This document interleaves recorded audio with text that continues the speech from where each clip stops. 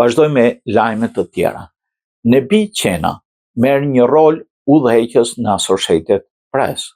Gazetari i njohur kosovar Nebi Qena është emëruar zëvendës drejtor për video në Agjencinë Botërore të Lajmeve Associated Press.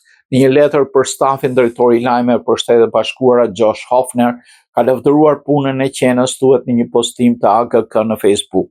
Ai ka shkëlqyer në çdo rol që ka mbajtur, shumë prej tyre në kushte jashtëzakonisht sfiduese, ka qenë producent i lartë për Izraelin, Gazën, Pregun Perëndimor, menaxher i fundjavës për SBA-n, korrespondent dhe producent Kosovë, si dhe ka pasur disa angazhime në Ukrainë gjatë konfliktit të vitit 2014 dhe së fundi gjatë luftës atje.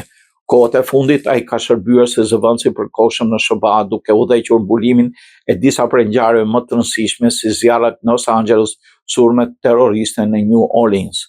Ai pati një ndikim të menjëhershëm dhe të qëndrueshëm dhe jemi të entuziazmuar që do marrë përsipër këtë sfidë të re, ka shkruar ai.